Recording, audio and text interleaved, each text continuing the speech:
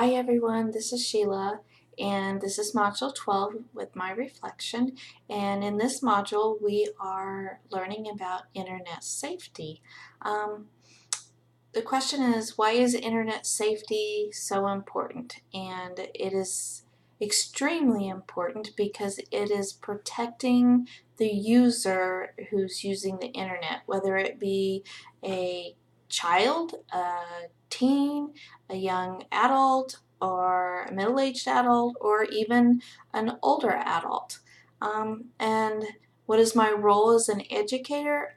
As an educator, it is my role to protect my students from whatever we are doing.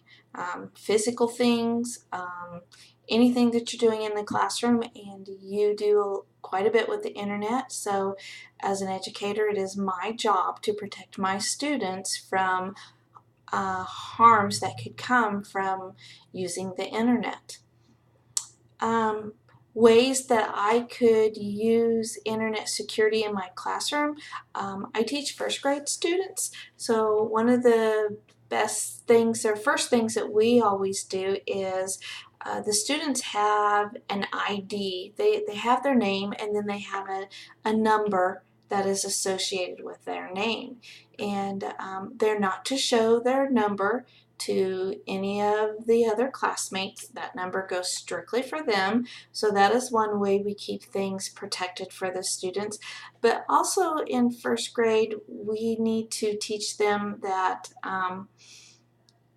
there are kid-safe websites to go onto that won't expose them to other less protective websites. And one that I can think of that we use the most in with my classroom is when we were doing a project that required students to go on the net to find pictures. And we do a lot of first grade. One of our things we do is learning the symbols of Kansas. And I always do a project where they create a book on paper, and then they go into Book Creator on their iPad and they create one on their iPad, and they have to go and find internet pictures. Well, instead of going to Google or someplace like that, we always go to a site called KidRex. It is a site safe for students. If you're wanting a photo, like if they want a buffalo, they would type buffalo into the search engine, and then articles would come up and photos would come up, and they would click on the photo, and then that way they were able to get a picture. So that's another way that I can protect my student, is making sure that they're going onto sites that, one, I've already previewed, so I already know what they look like and what they do, and making sure that they're kid safe. Our school also has a pretty good server protector, which is pretty good. A lot of your content, or your what am I trying to say? Your websites that are not appropriate for students have been blocked, but you still have to go in, preview, and check them, because sometimes, you know, one or two will get through the system and it'll go ahead and come up. So that's probably the biggest deal. You as a teacher, go in, preview those sites that you're wanting your students to go into first. Don't do it as a cold run. Surprises will happen if you do. What were my thoughts exploring the NetSmarts website and completing the training? I liked it. I enjoyed the website. It was very informative and very down to earth. The training I liked. First of all, it was short bits of information in shorter modules, so it wasn't like it's a whole bunch of overload information. You could go in and take it in bits and pieces if you wanted to, or you go ahead if you wanted to and take it in the whole thing.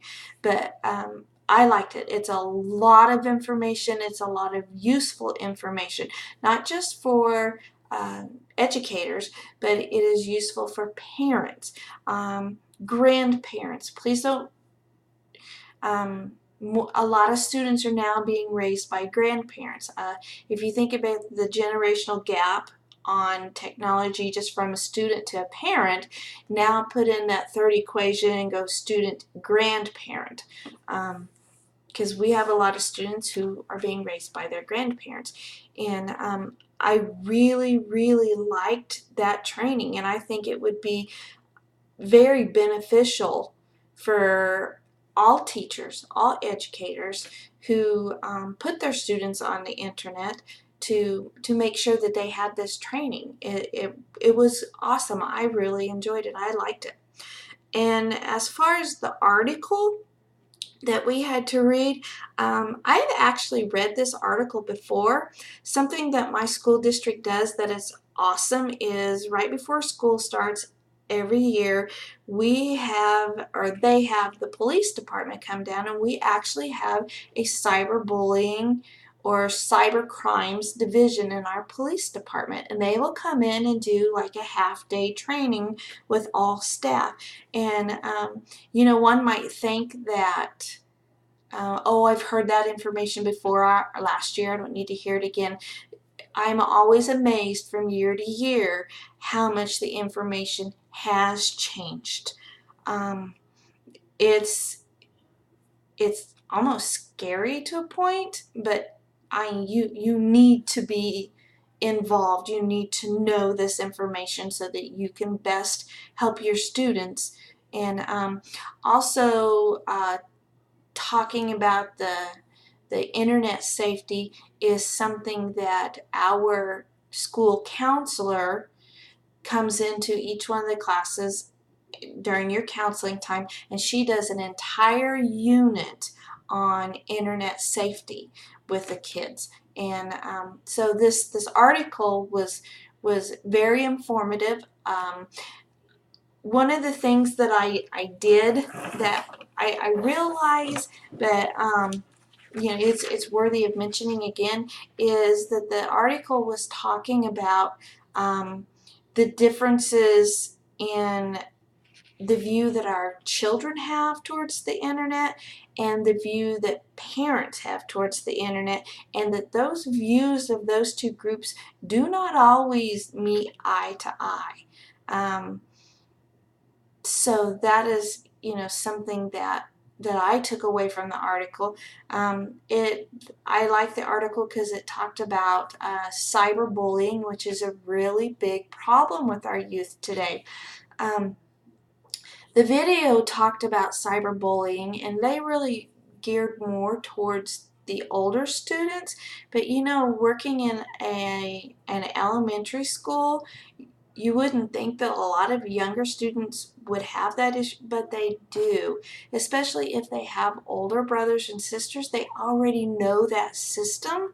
And some of these kids' lives are just turned completely upside down. And this previous last year, we had a lot of attempted suicides and suicides that actually happen, and a lot of it happened because of cyberbullying. It's to me, it's crazy. It's crazy. The article did talk also about sexual solicitation and unwanted sexual advances on the internet. That's another really big thing that is going on now, and it gave some reasons as to maybe why people are doing it, and gave avenues for teens to kind of cope and deal with it. One of the things that I thought that I could add, because we did this with our kids, is at a certain time of the day, phones got put up. They got put up on top of the countertop, mom's phone, dad's phone, kid's phone. Everybody's phone got put up. And you know, you got to have a time where you detach yourself away from that. Otherwise, these kids are 24/7 involvement in their phones, and they can't get away from it. So I know that that's a situation and a problem that probably will either be addressed or needs to be addressed in the future. But this class, this module this time was powerful.